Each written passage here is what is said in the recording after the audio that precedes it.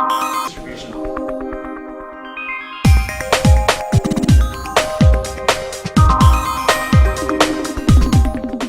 They know I go hard, and nobody's telling me different. I'm getting in how I'm living, and if you don't see the vision, go home. Cause I'm riding like 4 tires, down the old wires until I retire. I'ma go hard, go hard, go hard, go hard.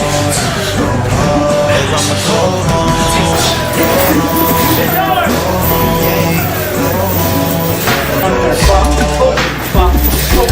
Throw a hard punch. Wrestlers. Get strong.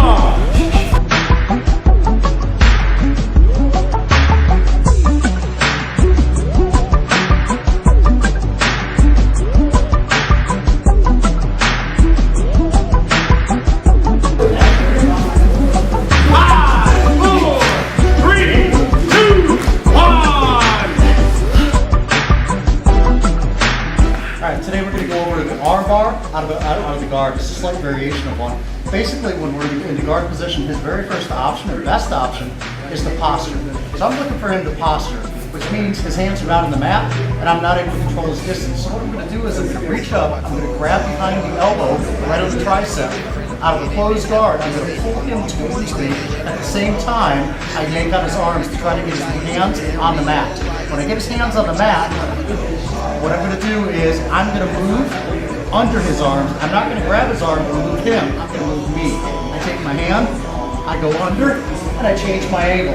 At the same time, I continue to push on the shoulder or push on the head, and what I'm going to do is create distance. I get up fully on my side, I put my foot on his hip, and I'm going to take the leg that's on the top side, and I'm going to try to drive it all the way over and put it flat on the ground.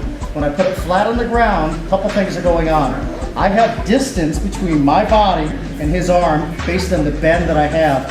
Second thing I'm doing is I'm crunching his hand between my head and my shoulder. And then lastly what I'm doing is I'm bending his elbow over so that when I pull it in, it's at the proper angle for a tap. What I'm not doing is I'm never extending because I want that space and distance.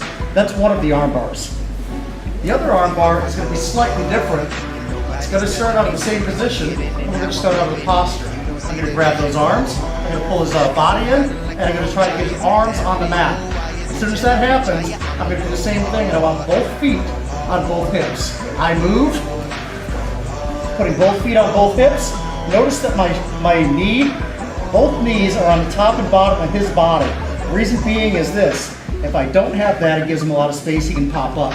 This isolates his arm, and I do the same thing. I'm going to roll that over. I'm going to stay bent. I trap it between my head and my shoulder, put my knees together, put both feet on the hips, and tap that out. Those are the two arm bars out of the guard that are slightly different than a straight arm bar from the guard.